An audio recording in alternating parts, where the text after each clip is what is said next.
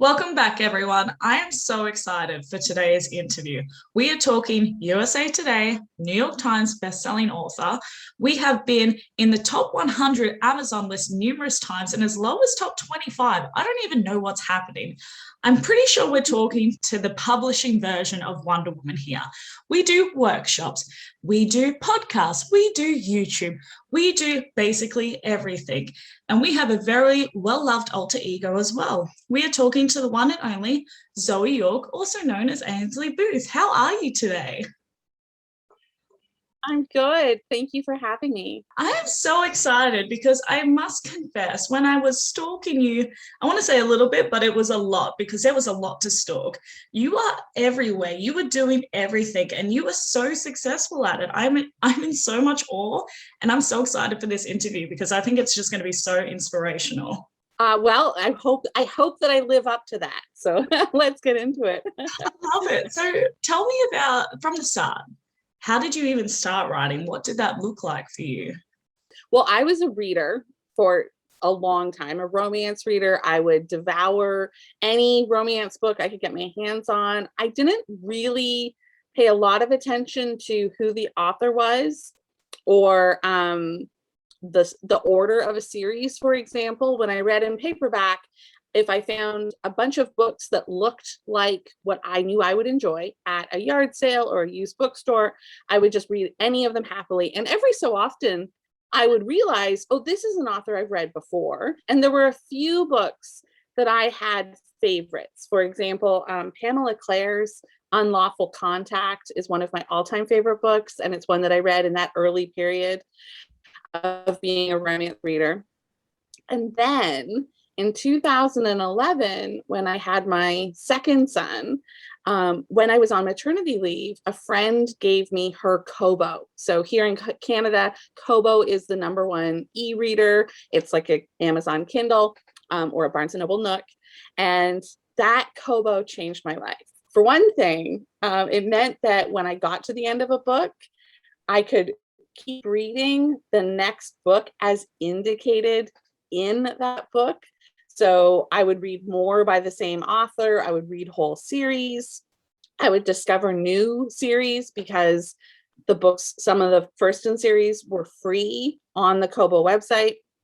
And then I got to the end of a series. Well, it wasn't actually the end of a series, but it was the most recent book that was available in the series, which was book 5 in the Lucky Harbor series by Jill Shalvis.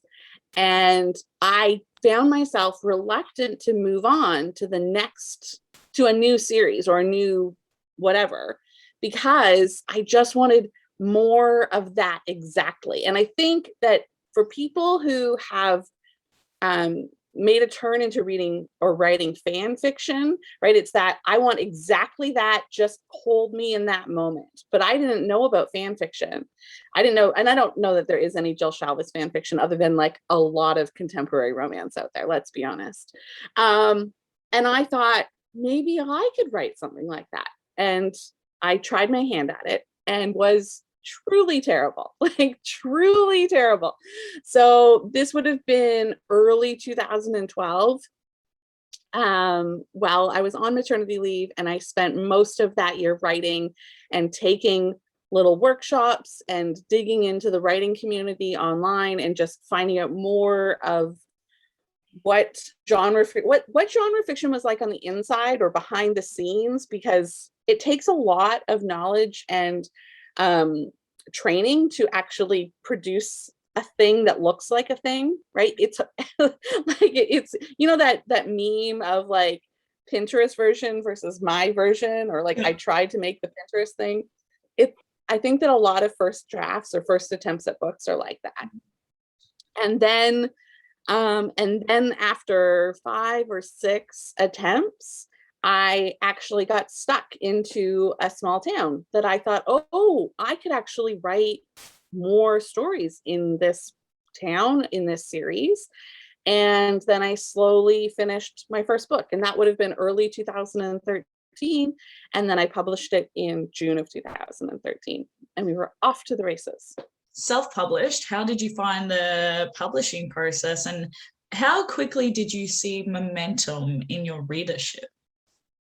Yeah. So, well, I mean, the publishing process was exciting, and I didn't know what I didn't know, right? It's very hard to put myself back in those shoes. I knew enough because I was on a forum called Romance Divas, and from Romance Divas, I got exposed to a lot of people who had been down the publishing path, either traditional publishing or self-publishing or both. There were a whole bunch of hybrid authors even back then.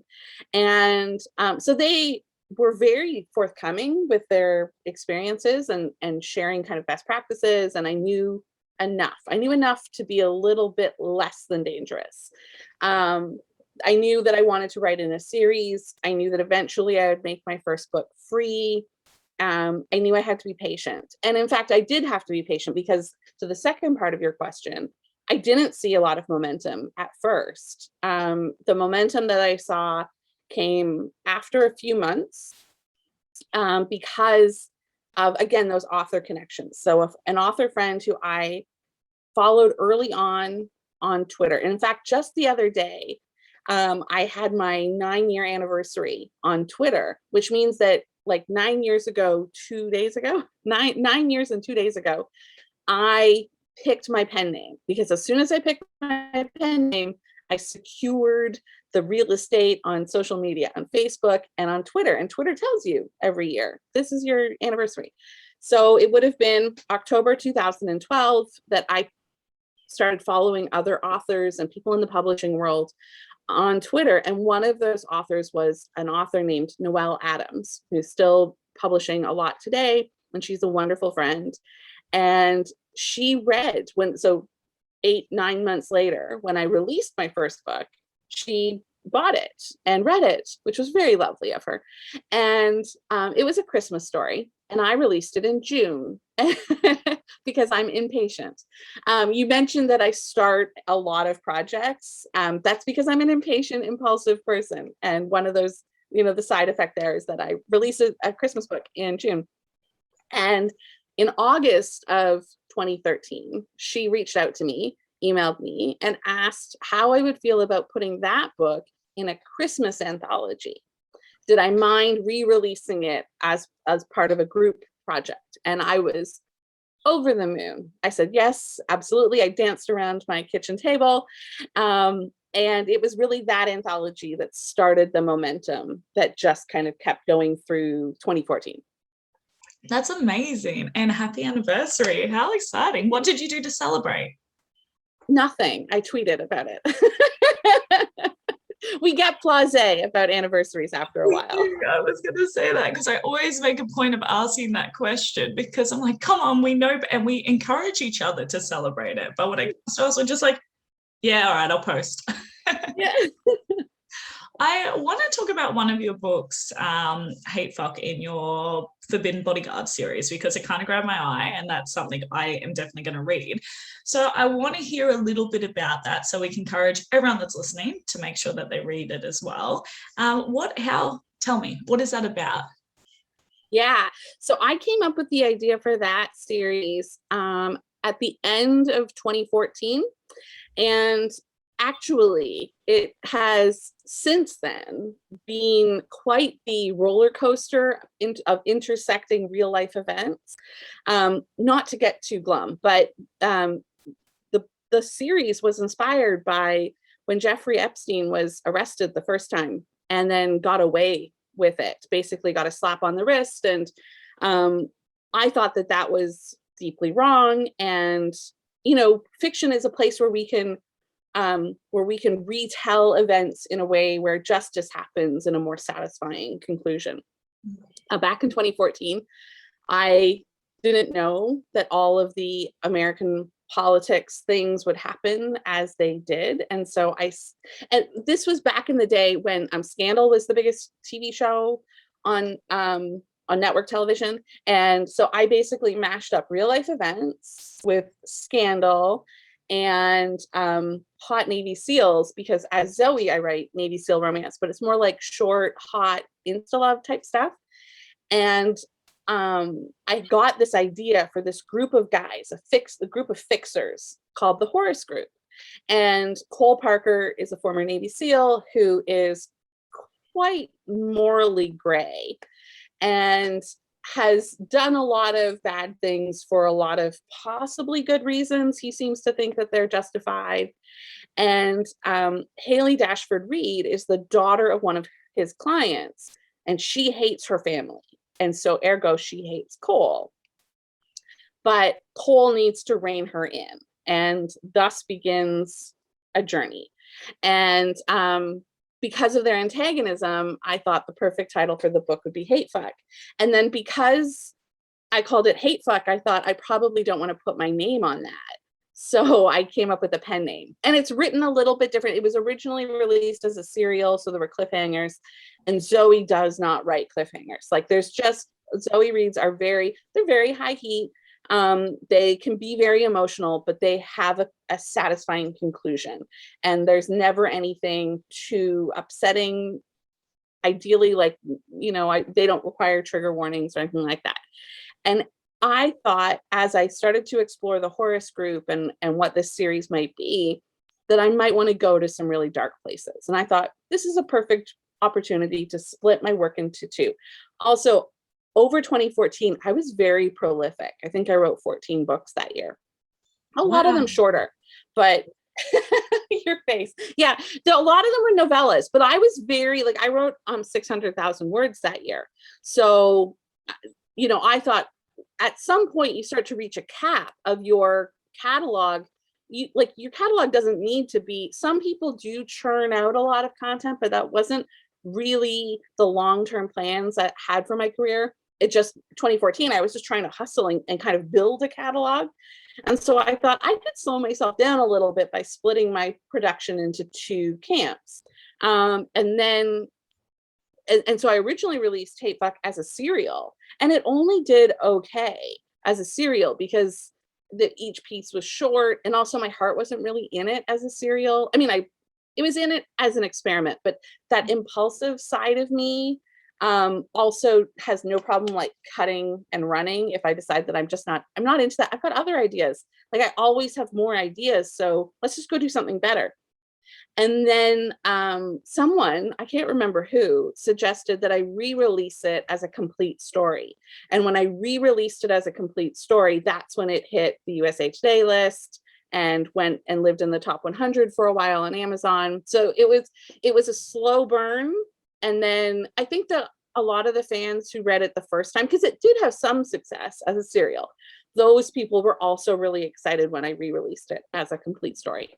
And it's so interesting how you had made your decision to divide Zoe York and Ainsley Booth, because both are equally as successful. You have crazy amounts of love, reviews, ratings, and a fan base for them. So I was super curious, because both of which you have websites for both, which are beautiful. And your social medias are so on point as well. And all I could think of was, how on earth does she manage to be able to be so consistent and so relevant on each one? How do you juggle that? So it is not I didn't come out of the gate being managing them this well or being this consistent in the brand. Brand is definitely something that evolves over time. And as Zoe, there have been times where I have slowed down on my online presence to focus on Ainsley, and vice versa. Right now, Ainsley's in a bit of a lull and I'm focusing on Zoe, but next year that will probably shift again. So it's kind of there's a seasonal period where one is to the fore and the other one is not. And then when they switch, you use things for example, newsletters, to maintain that steady pulse of visibility, which I find much easier to do. It's almost like just being a project manager, at work. I just have different portfolios that I have to look at different times. I am Zoe. I am not Ainsley. Ainsley is a brand that I manage. And I actually this summer started a third pen name that's a secret. An alter ego, as I refer to her, because I really enjoy the challenge of starting something, experimenting, And I've done that a couple of times inside my pen names, and it gets weird. It complicates that brand. That I find it much easier to keep the brand simpler when it is a known quantity. So as Zoe, I write small town romance and Navy SEALs, and that's it. I did try to write sci-fi romance once as Zoe, and it was weird and complicated for my readers. Some people keep everything under the same umbrella, but they just have a different kind of strengths profile than I do. For me, this is what works best. And then, so with my new alter ego, for example, the social media is pretty spare at the moment. We're just in kind of a testing phase. And then as I get more content and as I test whether or not, like, just what kind of brand am I developing here, then it is possible that Zoe might go on hiatus or Ainsley might go on hiatus for a period, so I could focus on being that other person for a period of time. But so if you do it properly, then the hiatus is pretty invisible. When someone goes, the goal is when someone goes to look me up on Instagram, on Facebook, wherever, they see the relevant information that they're looking for, and they don't notice that it's been a while since I've posted. Since we're on the topic of brands, I really wanted to talk about your workshops. You do a lot of workshops, you have a lot of great knowledge, and you're really forthcoming with that. You're really giving, and it's invaluable for a lot of authors, especially ones starting out or they're in a rut in their career and they don't know how to go to the next level. And you actually started a how-to publishing series, Romancing Your Brand. I would absolutely love to talk about how you even got on that path. Yeah, so that actually loops back to Romance Divas again. And Romance Divas is it's a website that still exists. I don't go there anymore to the forums just because I've moved on.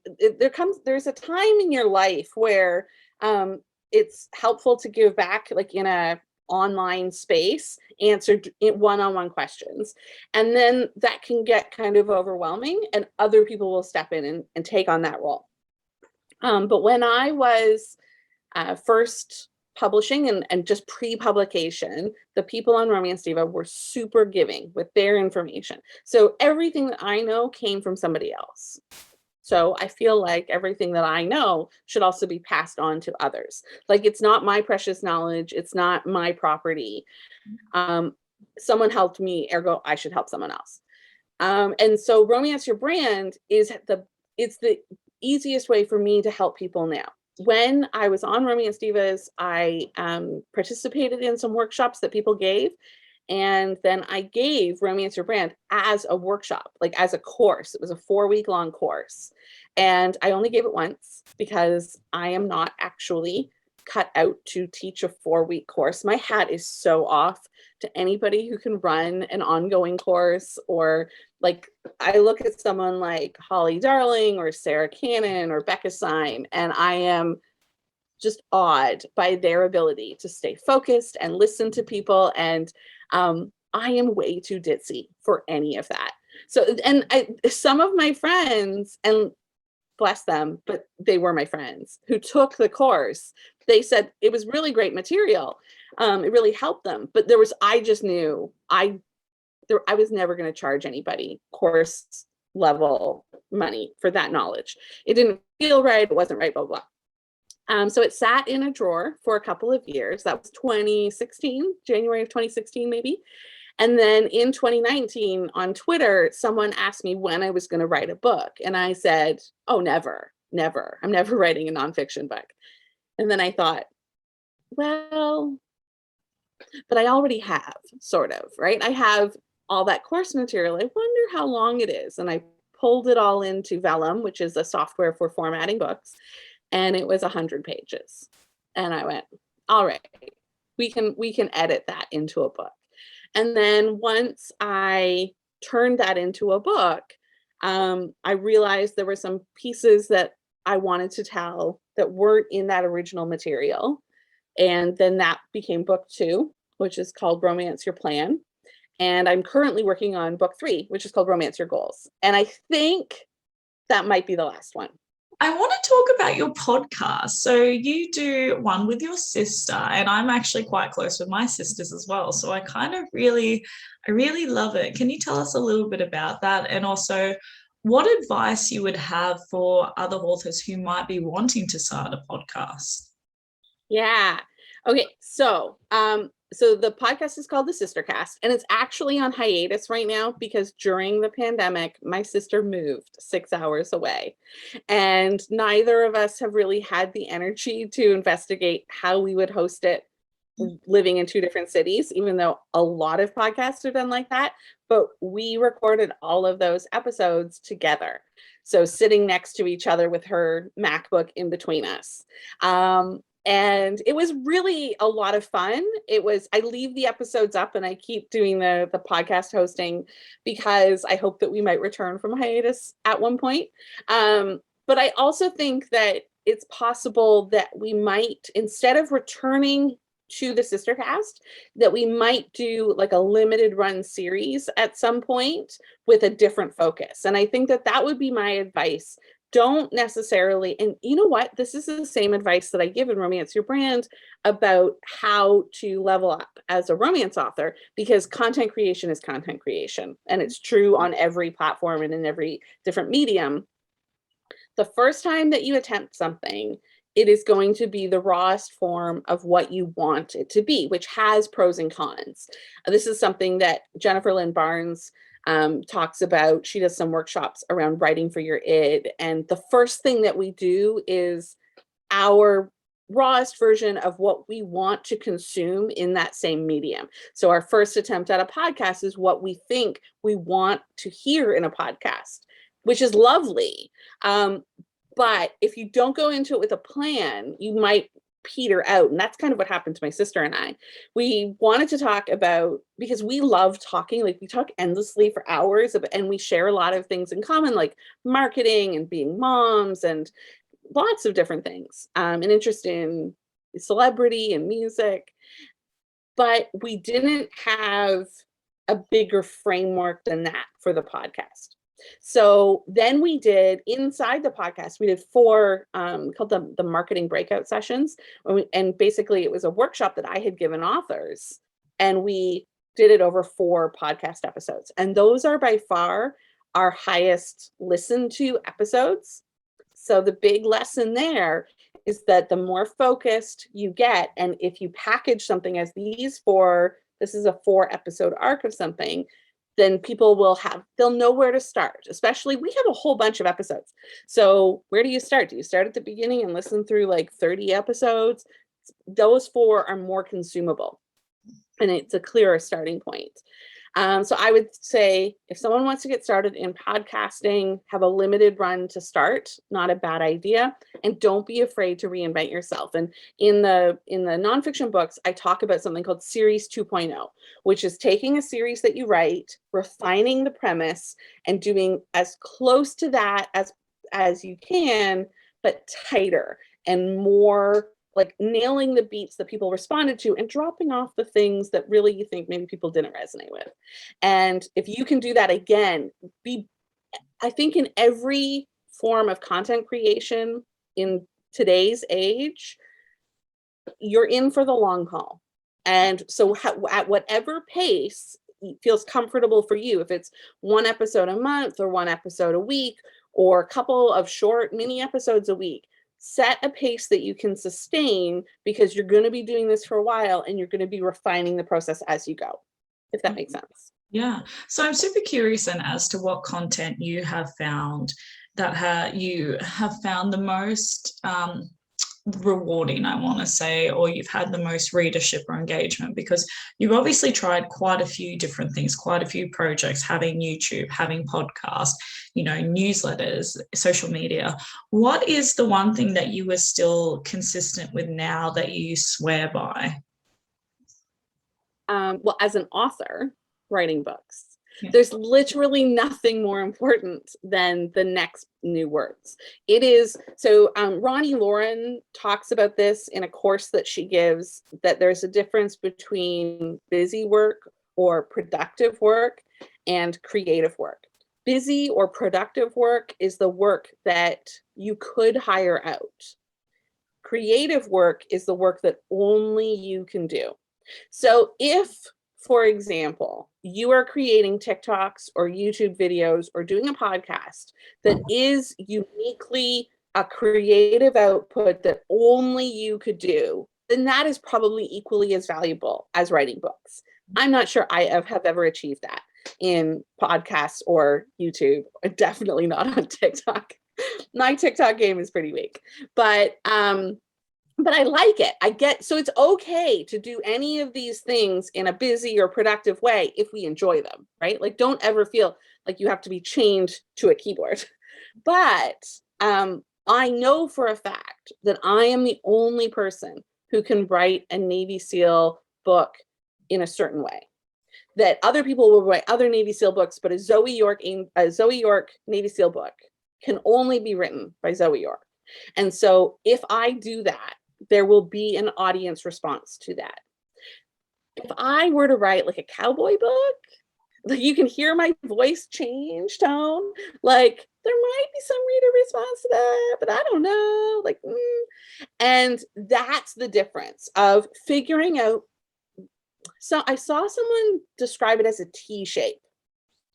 So the top part of the T, a capital T, the top part of the T is you going this way and that and figuring things out and trying things.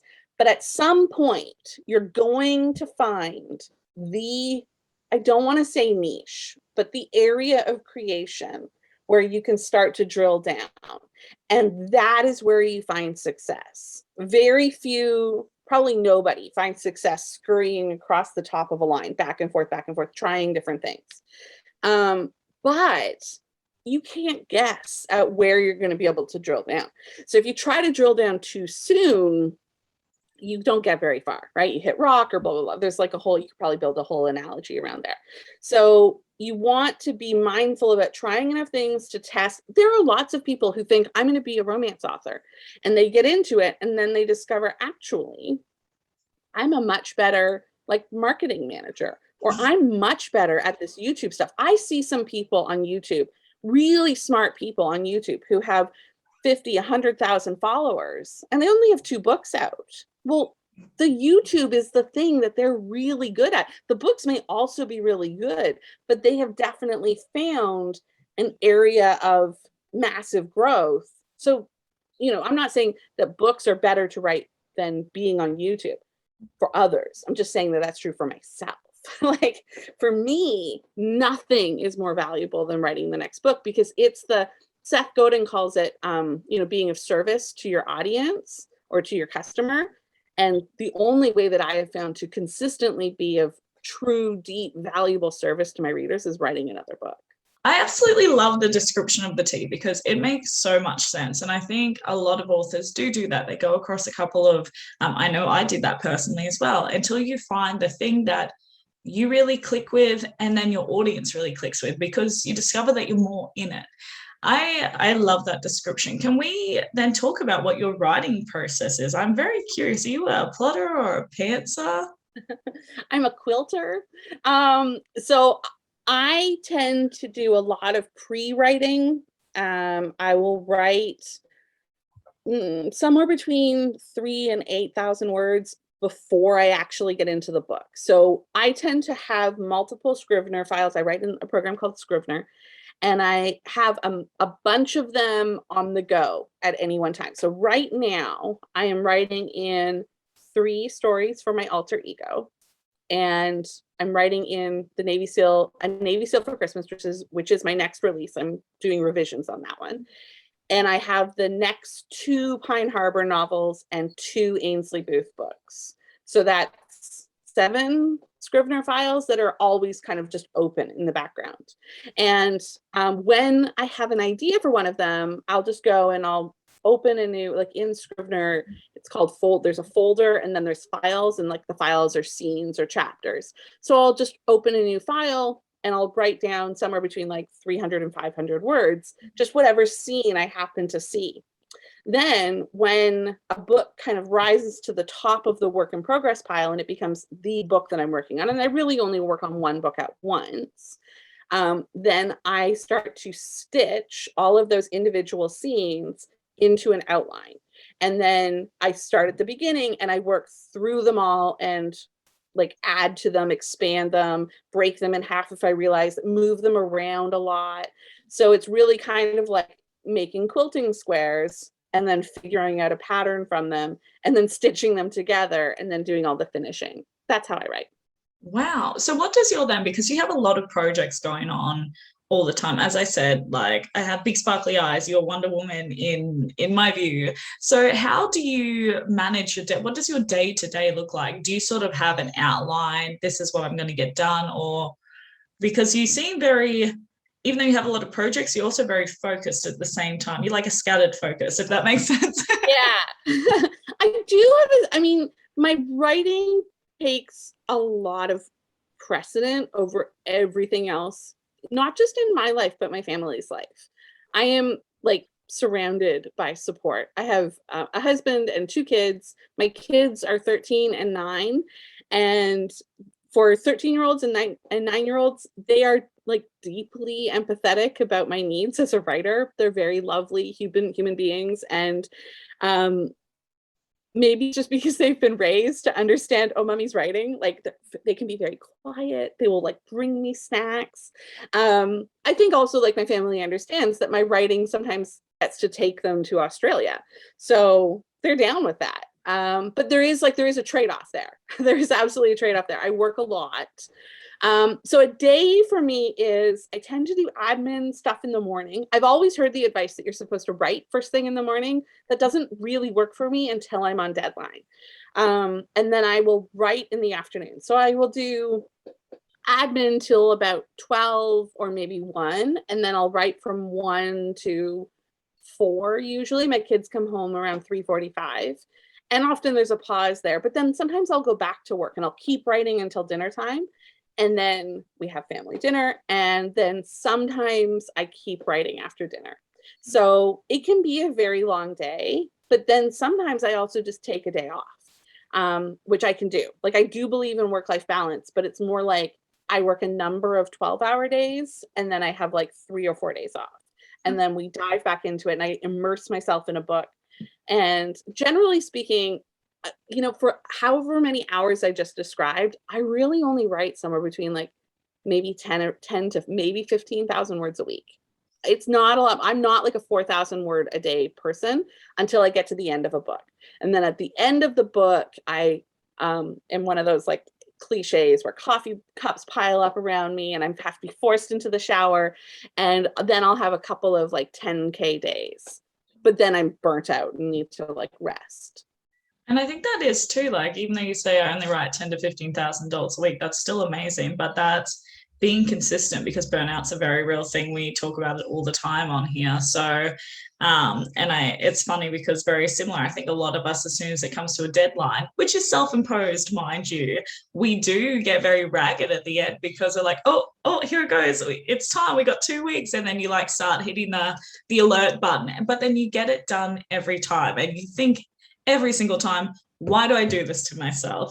But it's just the cycle. I am actually curious, before we were talking about obviously having a creative hat and then, your business hat, so to speak, how much of your admin work or like advertising or things like that, how much do you outsource that? Because I do truly believe in knowing your strengths and weaknesses. And yes, you can possibly do everything, but also sometimes in a business, it makes more sense to delegate it elsewhere. So I was curious as to what you found was important to you to delegate out so you had more time to focus on other things. Yeah. I don't outsource a ton of marketing stuff, but that's because my marketing plan is pretty streamlined at this point. I have done things like outsourcing ads and I've tried that in the past. I outsource some things like cross-promotional stuff. For example, some authors join like book of the month clubs where each month you get a different author's book, and over the course of the year you're exposed to 12 authors, and the authors get a big influx of new newsletter subscribers from that project. I will probably only join those if there's a paid admin assistant managing all of it, because I do not want to take on any of that admin work. Stuff like that. Like I'm happy to outsource. I'm happy to join something if it is well run, and I will pay for the privilege of that. I don't want to take on any group cross promo that I have to run myself. Yeah. But ads I do myself, covers I do myself. The biggest thing that I outsource is my editing. So when people say, and obviously blah, blah, people right now are probably listening and going, well, of course you outsource your editing. I outsource more editing than I think many authors do. Many authors have an editor. I have 3 editors. So I don't do very much. I don't do a ton of drafts. I don't like put my book in a drawer and then come back 2 months later and think about how I want to rearrange it. I will send my book now to my editor for a developmental revision edit when it's like 2/3 of the way done or halfway done. Give me your thoughts now. Like, let's not waste any time. So there's an expediency there. And then she'll give me her thoughts. And while she's reading it and working on that, I'll go and work on a different project. And then when she gets me her thoughts back, maybe that other project is ready to be sent off to a different editor. And I also employ different editors. So I'm not leaning on the same people all the time. I also get like different feedback that teaches me how to be a more efficient writer from editing. I spend a lot of money on edits and it pays off for me. But other people, like you say, right? It's all about understanding your strengths and your weaknesses. I could agonize over whether or not this is the right decision for a book for a very long time. By outsourcing that, I remove a lot of those like barriers that I would put in front of my own path. And then I do things like line edits, copy edits, and proofreading. Outsource. I don't wait for, like, some people use beta readers for those, but that takes too much time. So I trade time for money in a lot of the editing steps. Amazing. Did you just say you do your own covers as well? I do, yeah. Well, the vast majority of the time, yes. Wow. Okay. That's cool. I'm just curious, what is your weakness? Do you have any weaknesses? I would love to hear about. No, I'm kidding. I don't read all of my emails. That is truly my weakness, is that my inbox piles up. And at some point I go through it and I'm like, oh, it's too late to reply to that. I'm sorry. I love you too. Moving on. Yeah, I'm disorganized. That's my weakness. Thank you. That makes me feel so much better. When people come up on here, I just want to find your weakness and exploit it. No, I'm kidding. So you are a USA Today and New York Times bestselling author. Can you tell me about the moment that you found out you were on the list and how did you celebrate? So this is a weird story. The first time I found out that I had a list, it was both lists in style. New York Times number 6, USA Today number 22. It was 11 months into my publishing career. It was April 30th, 2014.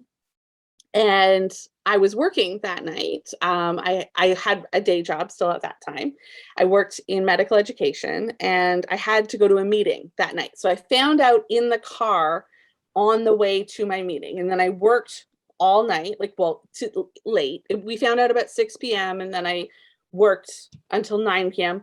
Went home, went to sleep, woke up the next morning, went into work, and was laid off. I was given a package, and my position was eliminated. And so I celebrated hitting the USA Today and the New York Times by bursting into tears, then driving to my best friend's house and telling her we had to go to Best Buy to buy a MacBook because that is what full-time writers use. And she's like, you just got laid off from your job. You cannot buy $1,000 computer. And I was like, well, I need that $1,000 computer to write more books on, and really fast. So that was quite a jarring experience. I wouldn't quite say I celebrated, but I kind of did. I bought my first, because up to that point I'd just written on my work computer. And then I mentioned that I wrote a lot of books in 2014. They were written on that MacBook at a Starbucks all summer long. That was the hustle. That I actually really love that story. I mean, in the time it would have been very uncertain, but the way that it all lined up, especially since you found out that night that you'd made the list, I feel like that was kind of encouraging, saying, hey, you got this, you can do it. It was. And they gave me this formal letter, and it was someone from HR, and they explained, you have 9 or 10 months to find a new job. We'll pay you monthly, or you can take a lump sum. But the lump sum meant that I wouldn't get benefits in that time. But the monthly was conditional on it would only last until I got another job. And then they said, and we encourage you to hire an employment lawyer and get this vetted. So I asked people on the internet, I said, recommend me a lawyer. Someone recommended a really good lawyer. And I said to him, does writing count as me having found a new job? And he said, no, it does not. So I was like giddy and terrified. And so I gave myself the duration of my severance period to ramp up to writing full time. And it took 1 month shy of the severance period to get to full-time income to replace my salary. So what else were you doing in that period? Because that's crazy intense within those couple of months to really smash it, considering you'd only been doing it for a couple of months, about half a year. So what else were you doing besides obviously releasing a lot of books? Was there anything that you were building on the side, like marketing wise, or anything that you became quite fluent in that process as well? Yeah, I learned more about email marketing then. I learned a lot more in like later years. I think that at the time I was like, ooh, I really have this email marketing thing down. And then in 2019, I met Holly Darling, who has Holly Darling HQ. And she really like exploded my mind to the possibility of what you can do with email. So I've certainly done a lot more in the last 2 years than I did then. But I went from having like, oh, I have a newsletter at the back of my books to using something like CTA, stands for call to action, using a clear call to action at the back of your books, and doing things like, I'll share my book in your newsletter, or I'll share your book in my newsletter if you share my book in your newsletter, and cross promotion. And then I did a lot of multi-author box sets. In 2014, they were a really good way to build an audience, find new readers, that sort of thing. And so I did probably 10 of those over the next 2 years. Really, if anybody was organizing one, I was in for quite a number of times in a row, until things kind of shifted again, until I had a big enough backlist that I could start doing things like a book bub every month or every other month, something like that. So it just kind of became it. A lot of publishing is like hustling to get to a point, and then at that point pivoting into a second plan. There's a lot of, this plan works really well for authors who have like 1 to 5 books or 1 to 10 books. But then once you have 10 books, you kind of want to shift focus, because the more deep series of your own you can build, then the more stability you find. But it takes a lot of time to build those deep series. So in the meantime, that's where the hustle comes in of writing these side projects, like a lot of novellas for these shared worlds or anthologies or collaborations, and it's kind of hard to say like, oh, one's better than the other, because they serve different purposes. So then what are your 3 must-dos when you have a release coming up, marketing wise? What are your 3 must-dos? This is really hard. Elena Johnson writes as Liz Isaacson in inspirational romance, and then she writes as Elena Johnson in women's fiction, and she has a couple of other pen names. She's a super prolific author, and she talks about the difference between a soft, medium, and hard launch. So it kind of depends on what kind of release.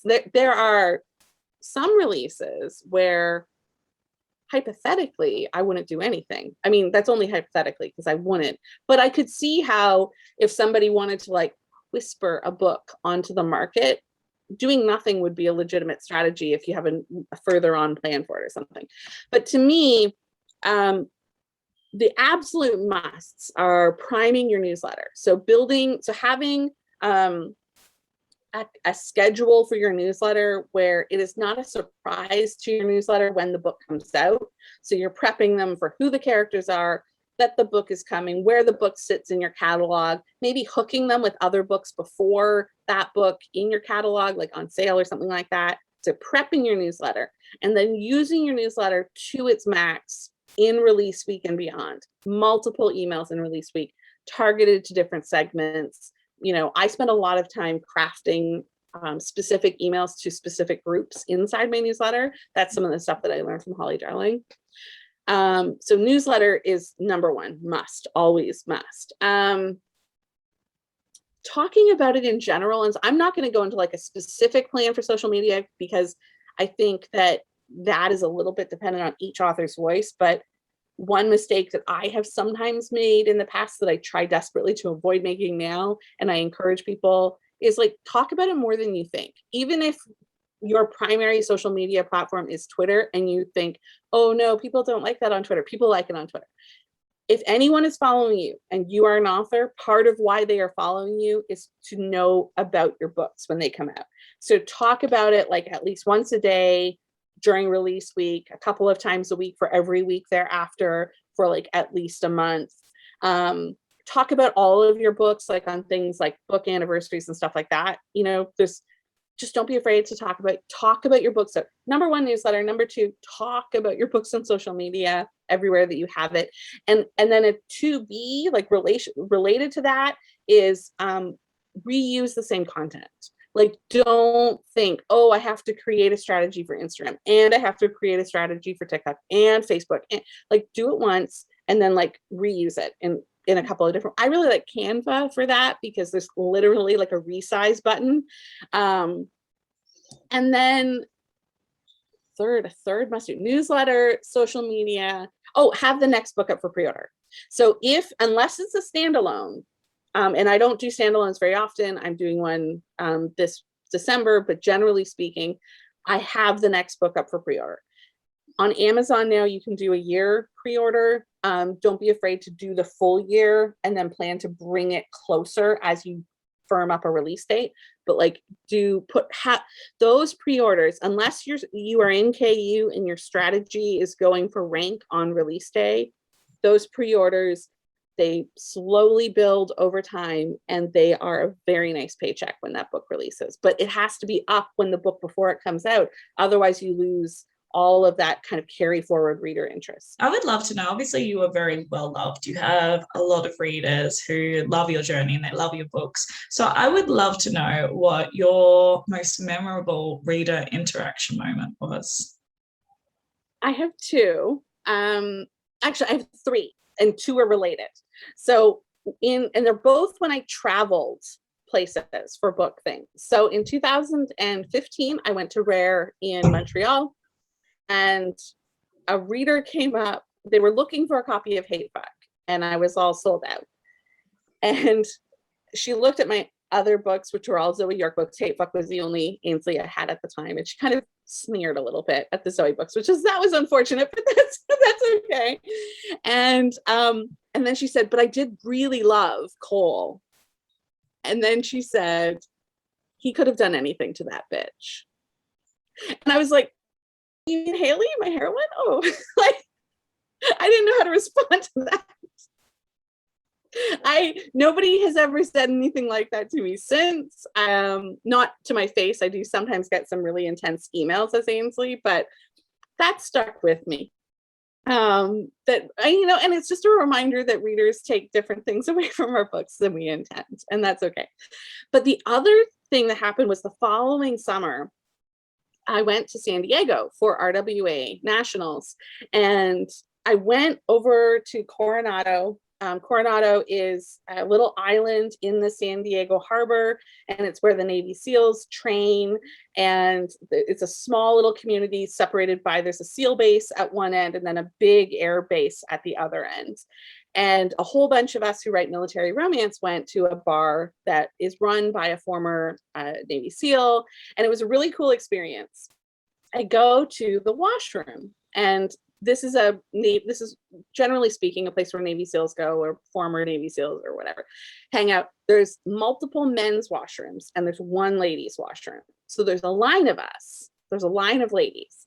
And the woman in front of me says, there's so many women here tonight. It's not usually like this. And I said, oh, well, we're all romance authors. We've come over from San Diego. We're here for a conference. She said, I love romance. Would I ever have read anything by you? And I said, oh, I don't know. She said, what's your name? I said, it's Zoe York. And she pulls her Nook, her e-reader, out of her purse, opens it up, searches for my name. And she went, oh, I just read this one and I really loved it. And there was my book on her e-reader in a dingy hallway at a Navy SEAL bar in Coronado. And it was such a special moment because like the book that she pointed at was like just one of my Wardem books, which is my first series, which doesn't have as many vocal fans as some of my other books. And it was like, it was a reminder that you never know, even if you've only sold 10 or 50 books of a title, you don't actually know who those 10 or 50 people are.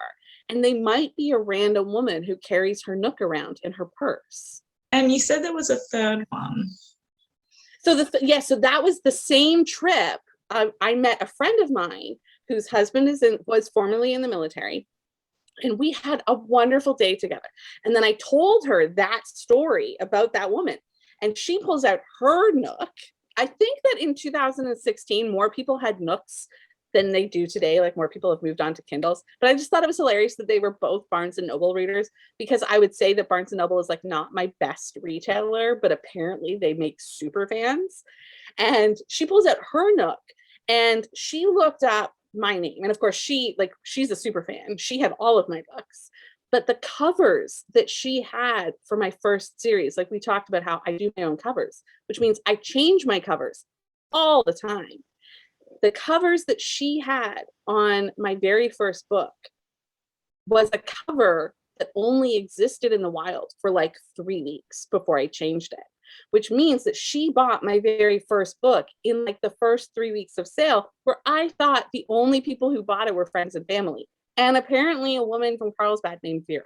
So Vera is one of my absolute most favorite readers. And I thought she discovered me on Facebook in 2015, a year before that. But she had read my first story 2 years before that and just didn't look for me on. So again, it was these were like back to back, like wham bam reminders. We can't assume that just because we haven't had major success, that we haven't actually reached readers who will love us and become super fans down the road. And if you just keep with it, eventually you'll have conversations like that. But if you give up, you'll never know about those readers. Wow. Do you have a Facebook reader group? I do, yeah. Yeah, what was it? So it's just called the Wardem Ambassadors. So if you search for my name, you find it. Well, I would love to know what your greatest challenge and your greatest accomplishment has been so far. So my greatest accomplishment is probably the Prime Minister release. So Prime Minister is a book that Sadie Holler and I co-wrote in 2016. We started writing it on March 31st of 2016. We announced it to the world on April 1st. And then it was not, we were like, this isn't an April Fool's joke. We're really doing this. And we finished writing it on April 30th. Sent it to an editor, shared our first arcs at a conference that we went to on May 31st, and it released maybe mid-June. I actually don't remember the release date. That's weird. That's an anniversary I should remember.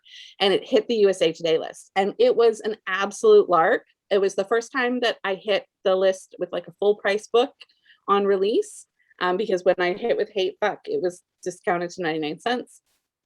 And it was just like people, that book individually has so many fans, and that was a career high.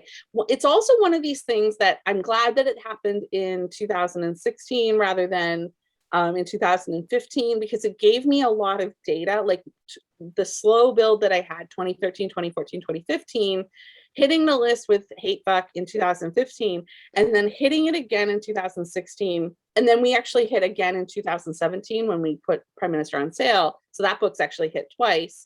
It gave me a lot of data around what sustainability looks like in an author career and how long the tail is after a bestseller, which is like not very long.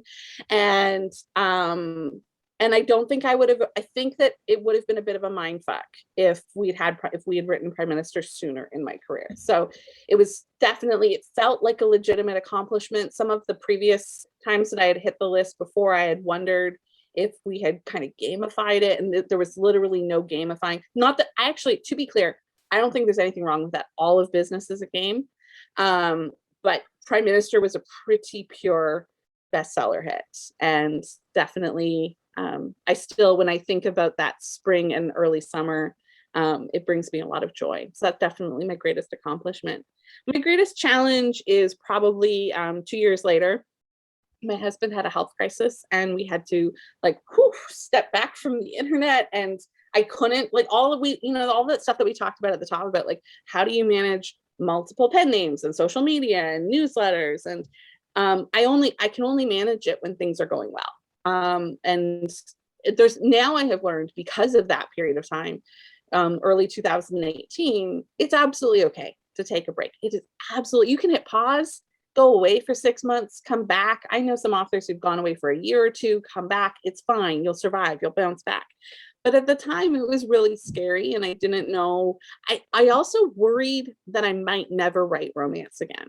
And in the moment, that was terrifying, because I love this. It literally makes me so happy to write romance. And I thought, what if I'm too tangled up in worrying about my family to kind of, like I said, it requires my family to bring me sex, but it also requires me to drift into this happy fantasy land.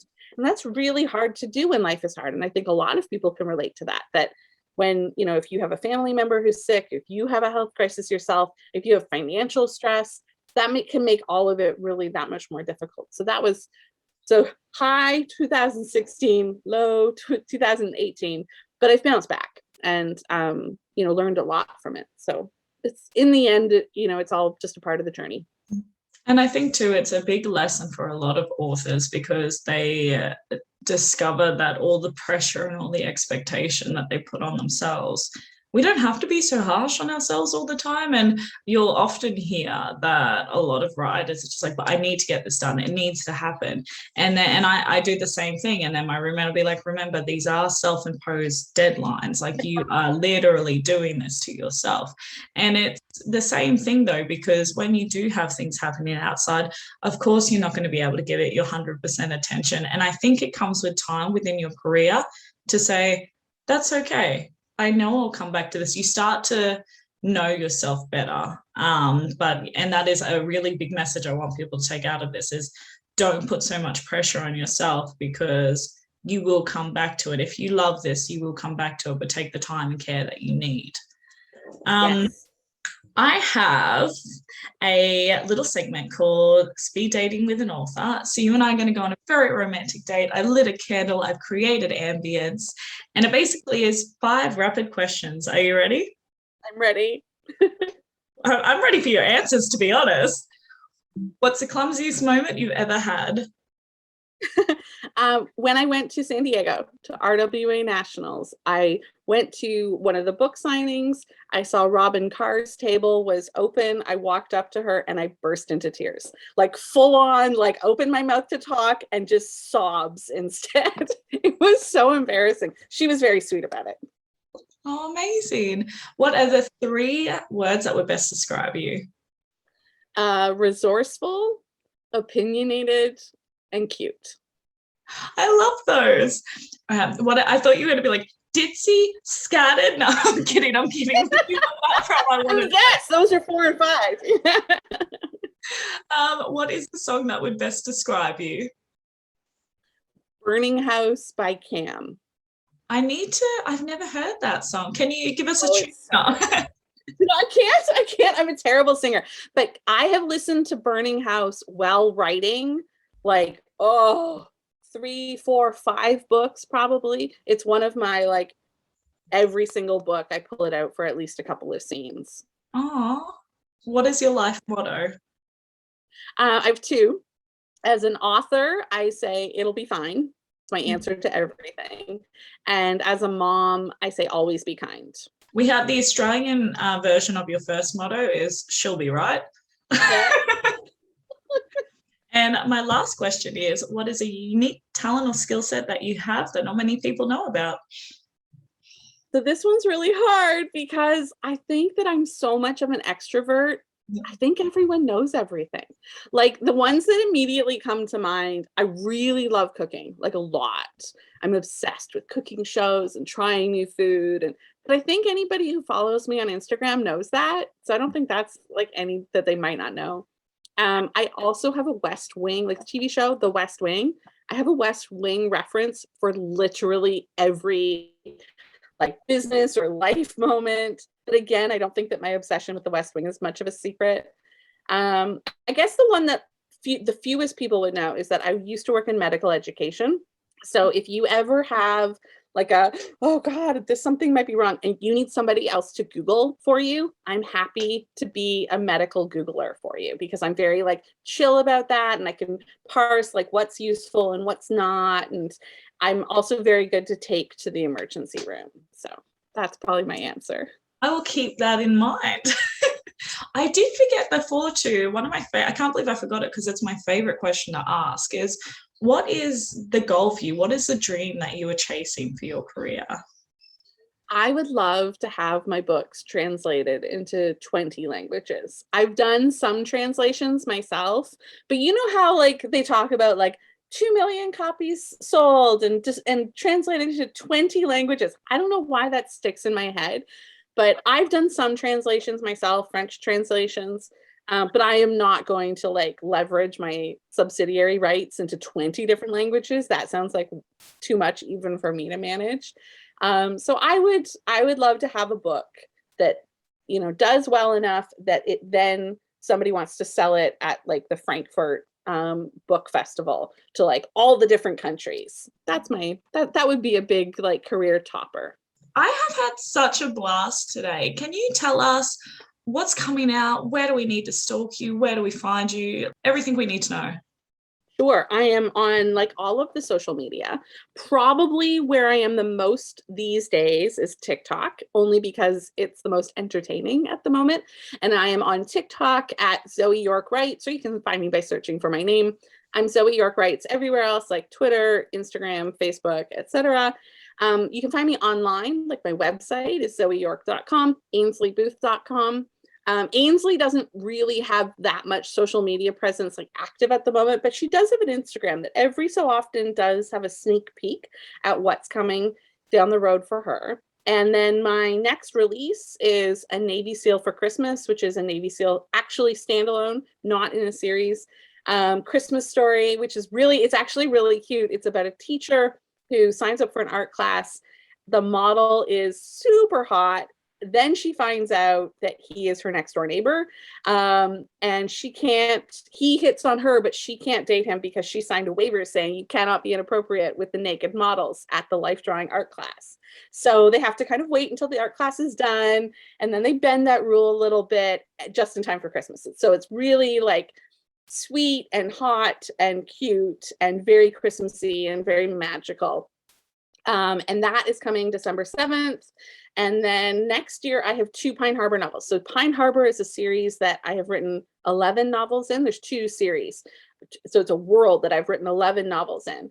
And one of those is free right now. It's called Love on a Love on a Spring Morning. Talk for an hour and you start to like get tired. And Love on a Spring Morning is free right now in ebook. That's actually book 3, but they're all standalone. Book 3 in the first series, and next year I'll have 2 more in that world, and then that will kind of wrap up that series for a while. So I have a lot of Zoe stuff on the go, and then my next Ainsley book is still a little bit up in the air, but I will have an Ainsley novel. I can't say when, but soon. I have had so much fun today. Thank you so much for coming on. Thanks for having me. Absolutely. And who knows, next year I might ask you to come back on, watch your space. Yes, absolutely. I'll be back for sure. Yes. All right. Well, I'll talk to you later, Zoe. Bye. Bye.